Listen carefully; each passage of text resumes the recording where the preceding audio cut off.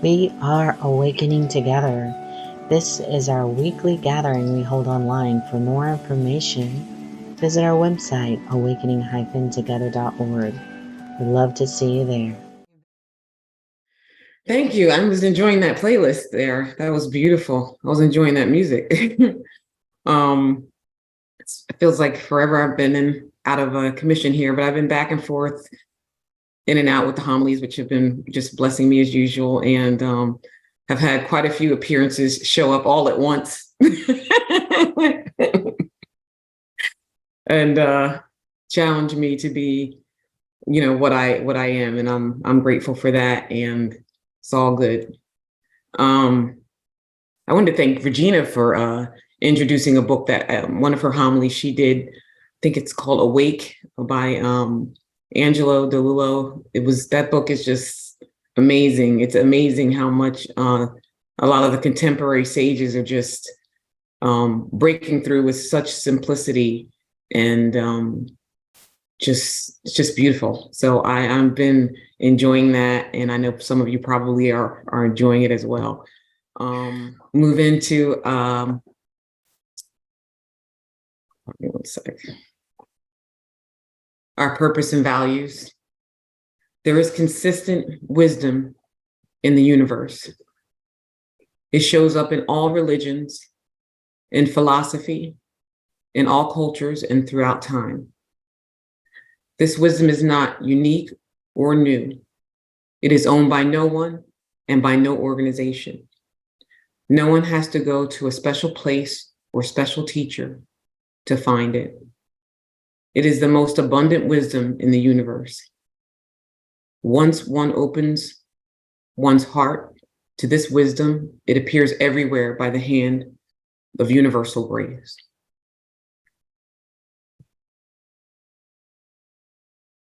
A statement of purpose, core value number 3. We accept one true self, which is one presence or being, non-dual, without beginning or end, and absolutely changeless. We live this value by practicing letting go of the belief in the individual self as who we are. Okay. So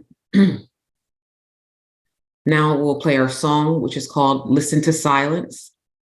Songs from The Tree of Light by Manish Damore. And it's a long song, so probably will be fading out after about 4 minutes, but it's a beautiful song and very much in line with the homily today. Thank you. Sina. Okay. Now we'll have our prayer. Taking a deep breath into this moment, into this presence, this aliveness, this beauty, this peace.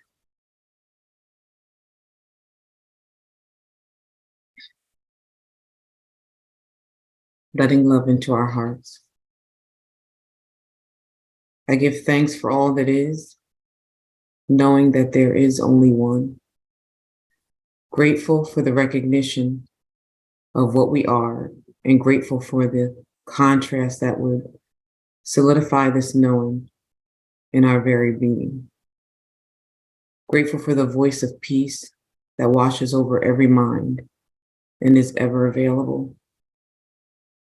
May this peace infuse every word that is spoken here this morning, and may all our hearts open to receive it.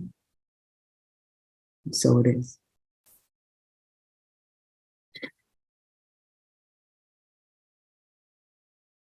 Now we'll have a reading by a member.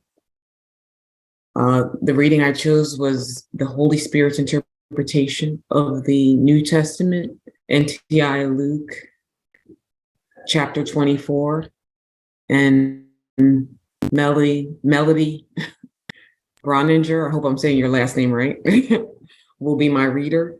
Hi, Melody, haven't seen you in forever. Thank you for agreeing to read for me. Thank you for asking, Beverly. I'm excited to do this, and good morning, everyone. It's good to see all of you. So I'm reading from NTI Luke chapter 24. If you're following along, it's on page 184. I have promised you that if you give me your faith and willingness, listen to me and do as I say, I will give you an experience that you did not expect. This is important. It is important that you give me all that is in your mind for healing, that it may be healed. What you do not give to me cannot be healed, and what is not healed will block the experience that I give. Search your mind for all of these things, and when you find them, give them to me quickly without any attachment to the thoughts you have found. Search your mind for doubt, all manner of fear, hatred, anger, grievance, guilt, unworthiness, helplessness, loneliness, depression, striving, hope, and longings. Each thought that is not of peace and joy in the present moment can be given to me, and each one can be healed in order to bring the unexpected recognition of life into your mind. Be like Peter. Put your doubts aside. Let not your fears hold you back from desiring the truth of love beyond your seeming reason. Come and look with me. Continue to trust me and to seek that which I offer. The sickness that is in your mind is a sickness of belief based on a sickness of desire. This sickness is not sinful, but it is blinding. It is not sinful because this sickness has done nothing. What has done nothing cannot be a sin. It has done nothing because all that is true remains true, even until this moment. But the sickness is blinding because it keeps you focused on itself through your own desire. As you focus on the sickness, you see only what sickness has taught you to see. This means that you do not see the truth, even though it is present and before you now. Bow your head and check your heart's desire. Do you wish to be deceived? Do you wish to see what you have wished to see, or do you wish to see the truth? When you no longer wish to see that which is not there, you shall see that which is. There is no delay between the desire to see it and the instant of sight. It shall be done in complete perfection in the moment that you want it above all that clutters your mind and sight now. This is what you ought to do. Remember all that I have taught. Practice what I have taught with your every breath. Do not be distracted. Remember that the truth is not what you see, so what you see must be mistaken. Do not believe it and judge it and react to it as if it is real. Remain distant in your interactions with the world, aware that you do not know, so that you may remain open to guidance from one who does. Be grateful for all that is true. All that is true is this: life, love, sharing, extension, and joy. These are the characteristics of God and of truth, of which you are one. All that you experience must be of these, or else it is illusion made up in the mind. Do not believe that which isn't real. Have faith beyond the experience you know now, and another experience will be given in the instant that you have readied yourself for it. You ready yourself in this way. Listen to all that I have said. Practice it with your every breath. Do not move from your practice. Be clothed with power from on high in humility and gratitude. You are blessed within the being that you are this moment. Amen. Thank you, Melody. That was beautiful. It's amazing how you could choose a reading, and then as you listen to the reader read it, you almost get lost in it like you haven't read it before. It was really good. So this reading really touched me because I feel that I'm at a place where the voice that asked me to listen is really getting stronger. And there's a lot of love and freedom in this chapter. And when I read it, I feel like I'm on the edge of freedom where it's very, very tangible. Like freedom is beckoning me, trying to give itself to me. And there is something to having faith on such a level that you could abandon what is most precious to mine. It says, if you give me your faith and willingness, listen to me and do what I say, I will give you an experience that you did not expect. Listen to me. What does this mean? We've all had an experience of what that means, like listening to silence or listening to stillness, to that which is not moving, or to that which is the absence of sound or motion and all other phenomena, that which is constant, an infinite permanence, which makes everything contrasted against it seem non-existent. With the power of the self as the self, where will I choose to direct my gaze? Listen to me. That voice reverberates through my being like a tuning fork, reminding me that I too vibrate at the same frequency, reminding me that this is my nature. This voice that says, listen to me periodically and with increasing frequency injects itself into my dream to remind me that I'm sleeping and that I am doing absolutely nothing, stunning me into silence at random moments. Not just the moments when I'm still or when I'm contemplative, but I could be driving or socializing or working. Even if anger is having its say, it is there and with no less intensity. Listen. And as I listen to what is not coming and going and what is always here, everything else fades into the background. My thoughts, my emotions, the stories about what I think is happening. And yet it does not ask me to do anything but listen. I will give you an experience that you did not expect. What I'm realizing about myself is that I have grown accustomed to what I expect. I have grown accustomed to the illusion of, or whatever may be presenting itself in the moment. I've grown accustomed to disappointment, suffering, and helplessness. And when faced with this promise from the self to the self, it is the doubt of and belief in the separate self that keeps me from the full expression of what I am. When in separation, how could I possibly expect anything to be different? And so I must be listening to something different. I must be giving my attention over to something else. I must be giving credence to something else.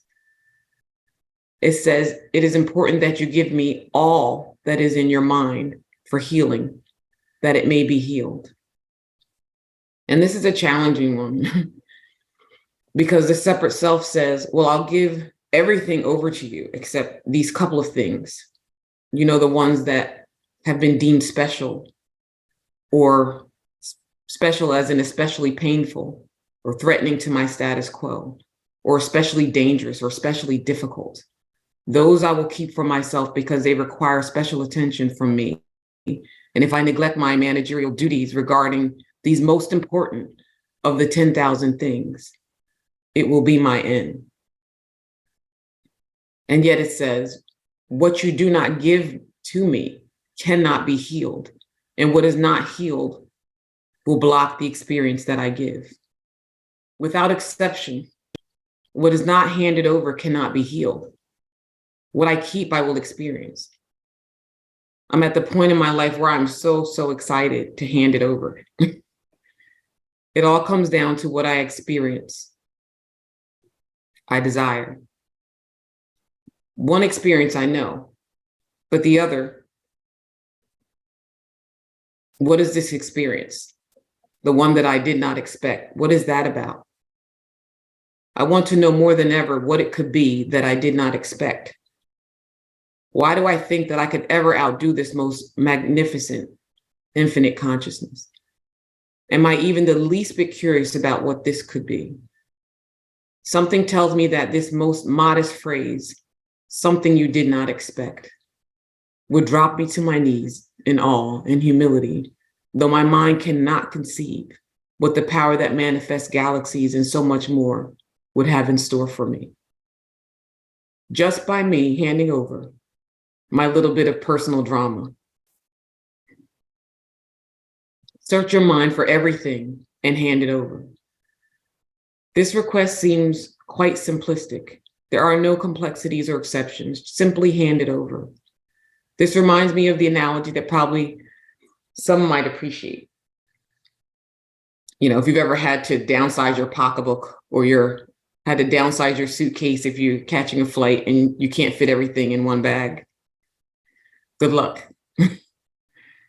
You might say, well, I might need this lipstick, or you never know when I might need this hand sanitizer. And then there's my hand lotion, and a bigger wallet fits all my cards, and everybody needs a portable charger. And you can talk yourself out of freedom faster than you can zip a zipper. How precious have we made these things that we refuse to give over? What power have we given them? How have these phenomena become more powerful than the self? What are we safeguarding against or preparing for? Symbolically speaking, if I am the rain, why do I need an umbrella? If I am the storm, then why do I need shelter? If I am this body, then why do I fear it? If I am nothing and everything, then what is it that I'm handing over? Hand over the nothing and gain everything. Search every thought, every emotion, every belief, every story, every yeah, but, every excuse. Hand it over and be free. If I want freedom that is promised without exception, then everything must be handed over without exception. To bring the unexpected recognition of life into your mind, what is this unexpected recognition? A recognition of life that has no bounds, a recognition of life that has no loyalty to the laws that we have come to accept as absolute, a recognition of life that defies all that the mind has taught us is true, a recognition of our infinite true nature as self. This should make us dump our whole pocketbook on the floor. And yet the attachments remain. Let not your fears hold you back from desiring the truth. Now, for some of us, desire has become a little bit of a taboo concept. Desire, which means to give birth to, is how manifestation survives and thrives and expands, as it too is the self, ever dynamic. How does the self wish to know itself as this being, as an unimpeded expression of itself through this manifestation? Can I be willing to let go of resistance in all its disguises, knowing that willingness is enough to bring about this unexpected recognition, this unveiling of what is already here? The sickness that is in your mind is a sickness of belief based on a sickness of desire. It is the desire that comes from the deluded separate self that hides us from this infinite consciousness that we are. It is a desire to heal what was never sick, to purify what was always pure, to multiply that which has only ever known multiplicity. We crave our natural state and think we need a compass to arrive at a place that we've never left. Do not let your fears hold you back from desiring the truth of love beyond your seeming reason. Continue to trust me and seek that which I offer. When I read this, it hit me that I desire within my reason, which is shaped by my limited understanding based on the world, based on mine. My desire for truth is tainted by my understanding of what has shown up, what seemingly has demonstrated itself to be real. And I tailor my desire based on this limited perception. The light is distorted through my limited understanding, and somehow I believe that the light needs correction. My desire is based on a fallacy. Can I seek that which is offered without referencing my seeming reality? The offer is ever present, however subtle it may be. As we trust more and more, it becomes more evident. I work in a profession where I constantly remind people, telling them what they're eligible for. And I realized that they never took advantage of what was available to them because they simply didn't know or they didn't ask. And in my case, I intellectually knew that the offer has always been here somewhere. But I learned sometimes I need to ask for clarity or guidance, not because there is another we are asking it from, but because there is only one. And with clarity and guidance, this becomes evident. The clarity of what this all is becomes evident.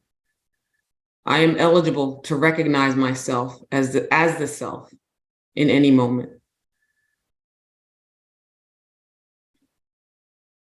The desire that things be different fuels the belief that things are not as they truly are. The desire that things be different is the belief that the truth is not true. Appearances, as menacing as they may be, have no power over truth, and the sense of powerlessness comes from the belief in the appearance. And I question, have I sought that which is being offered? The sickness of the mind is not bad or wrong, but keeps me in bondage through my desire to remove what is not there. As you focus on the sickness, you see only what the sickness has taught you to see. I've noticed that as I focus on the sickness, there is a visceral, mental, and emotional response to this phenomenon that becomes automatic. This is the result of the conditioning formed by the sickness that goes unquestioned, an almost primitive response to the sickness that is the mind. The sickness provides no alternative outside of itself. It is a closed loop, and I continue to be blinded by the desire to remove what is not there. Do you wish to see what you have wished to see, or do you wish to see the truth? I've had to ask myself, how invested am I in that which has shown up? How much do I want to protect it, defend it, prove its existence to justify my suffering? How bad do I need to do something about what has shown up? How have I tried to define my worthiness by what has shown up? How much meaning have I given to what has shown up? Can I use what is not there as a measure of my worthiness? You know how sometimes we can use the presence or absence of karmic patterns as a measure of spiritual growth or awakening, or how much I do or do not live up to my ideal self. Can any magnitude of illusion touch truth? Even if we still hold on to our wish to see illusion, the truth is untouched. We need but check our heart's desire and remember what is it we want, and realize that the appearance cannot give it to us. When you no longer wish to see that which is not there, you shall see that which is. And it says, there is no delay between the desire to see it and the instant of sight. This to me is just so powerful. The most important thing to hand over or to give up is my wish. What is my wish? That which has shown up. to not get entangled with all of the endless branches that sprout from the wish that just keeps on giving. And the giving is infinite because I am infinite. And I multiply the wish ad infinitum. And then I wonder why the wish seems more powerful than the truth. As we give up the wish, which is based on confusion and disillusionment, then only truth is seen. The truth is all there is. What has shown up is not separate from us, as we might think. That would be duality. I am happening all around me. I'm showing up everywhere. Everywhere I look, there I am.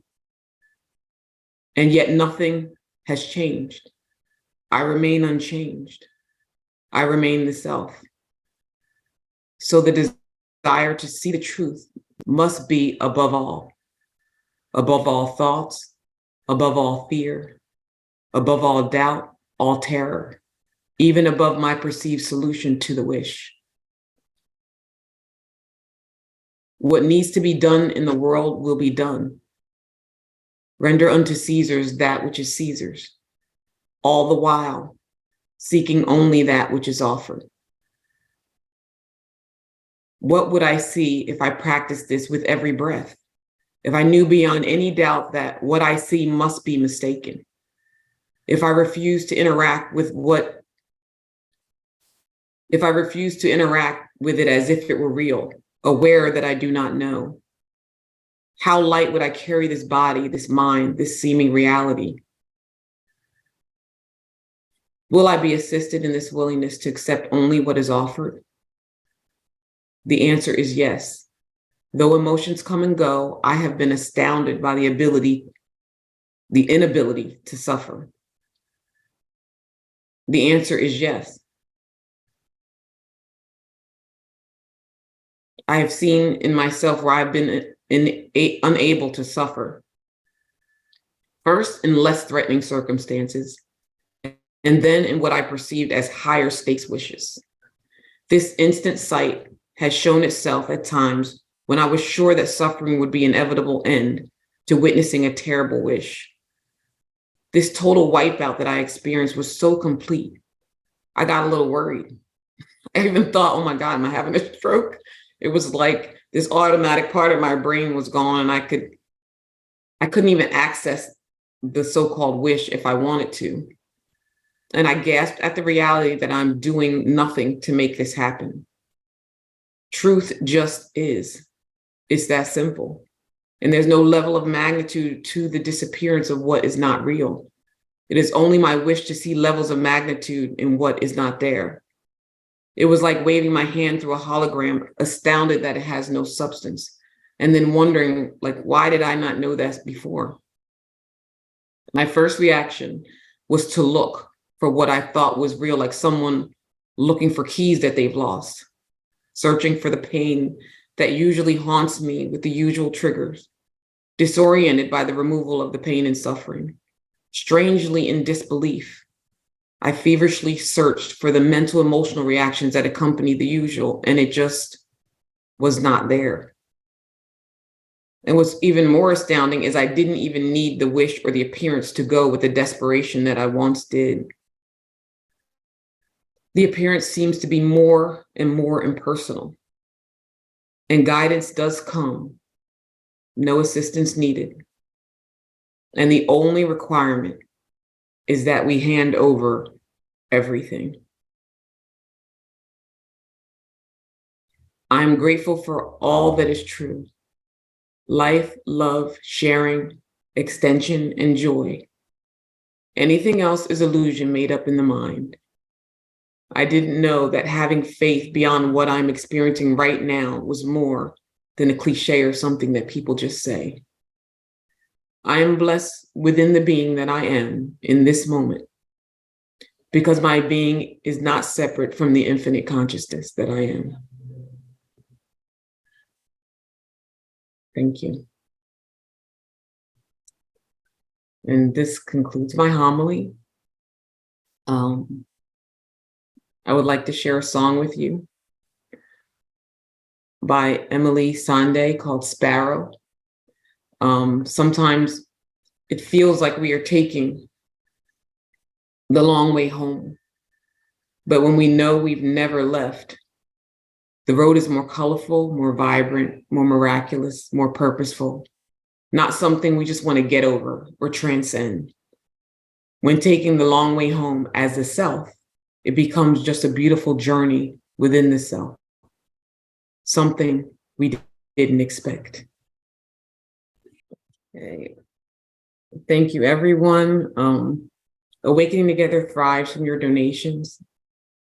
Sign up, post information on how you can make that happen. We'll take time now to share if anyone has anything to share. And Jacqueline has her hand up.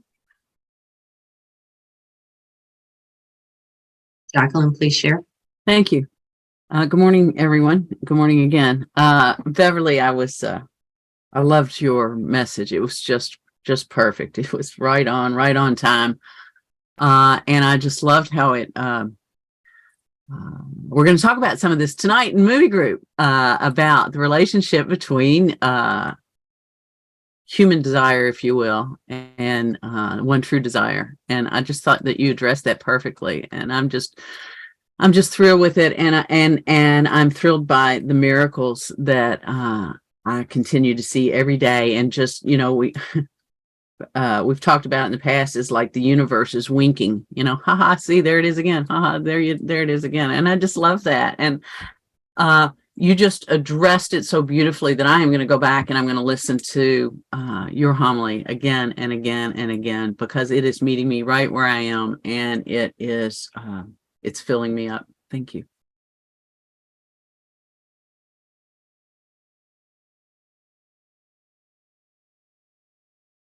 And Ruby has her hand up. Ruby?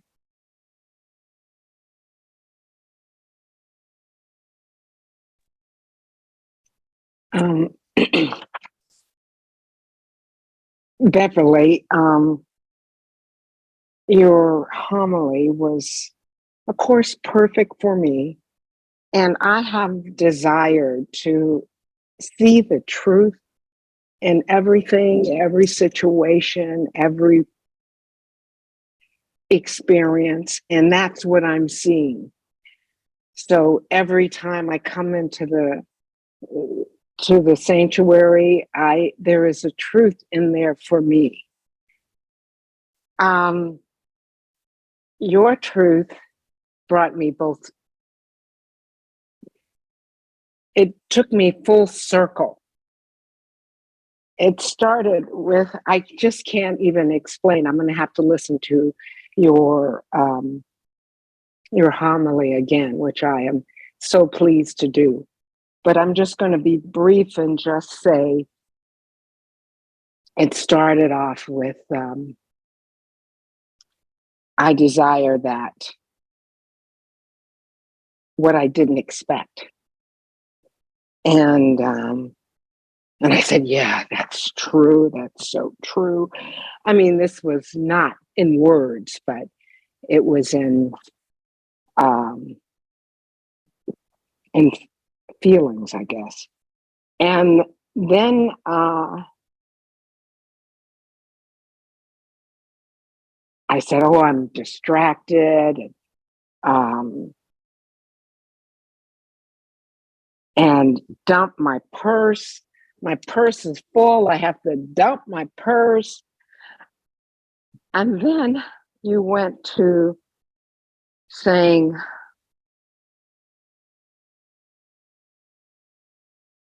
remove what is not there.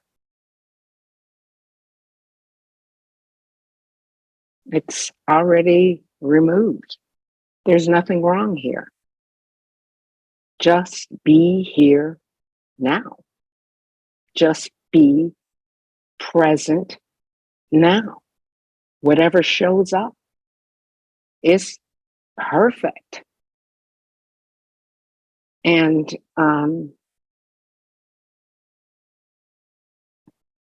you also said, the truth is, just is. It's here now. So thank you very, very much And I want to also uh,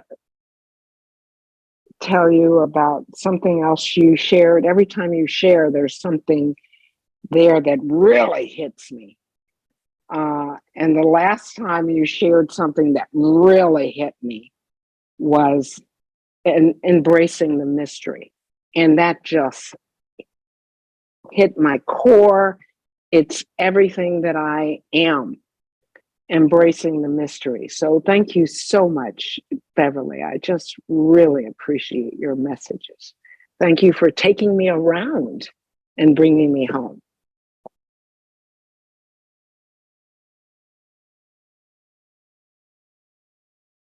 Thank you for your beautiful sharing. Is there anyone else who wanted to share? If not, I can't see everybody, I don't think. We could play another song. Can I just say thank you? I don't know if I have video or not. My bandwidth is terrible, but I've been gone for a couple of months and I cannot tell you how much you spoke to my heart. So thank you. And I appreciate your using oneness and the guidance through you. It's been amazing. I'm so lucky. We got Wi-Fi yesterday. It's working. We have running water, and I cannot tell you, this is like running water. It was beautiful. And thank you, Sana, beyond thank you for years of all of your coordinating and work and everybody who's here. Love you all. You're just really special to me. And I'm grateful, like George met me once, and I'm grateful that all of you are out there. So thank you so much. Okay, I'll mute. Thank you, Melissa. Thank you for your sharing. Glad you're here. Glad everything is up and running.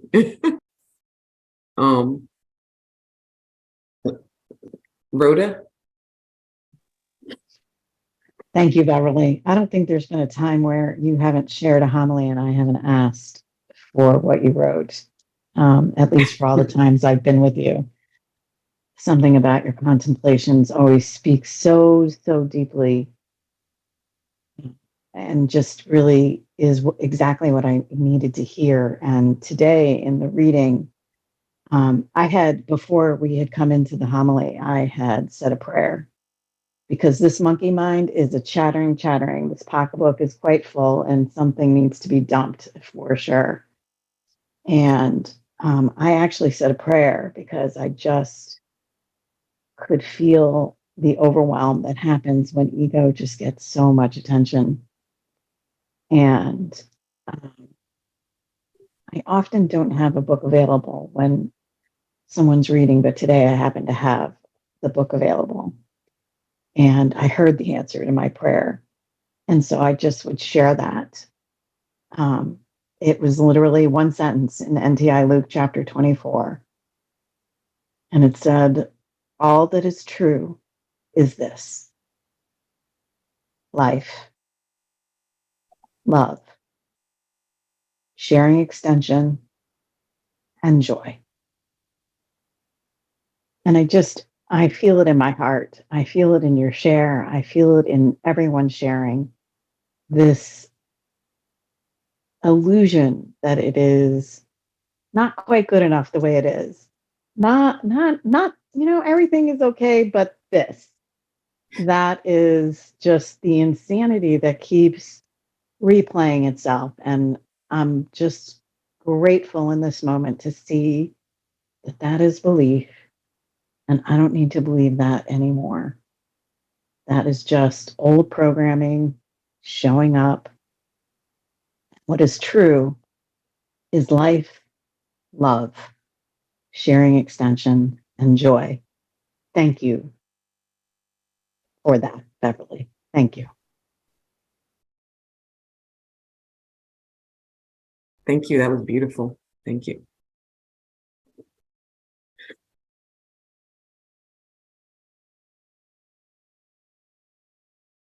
So we'll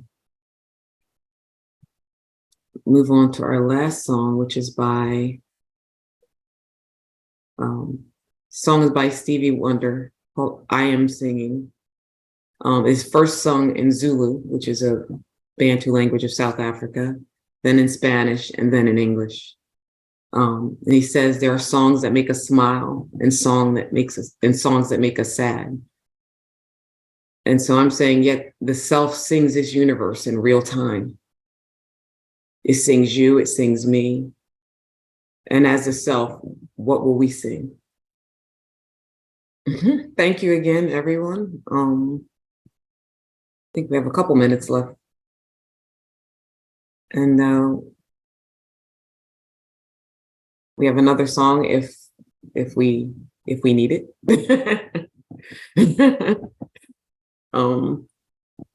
Does anyone have anything else they want to share? If not, we can move on to another song.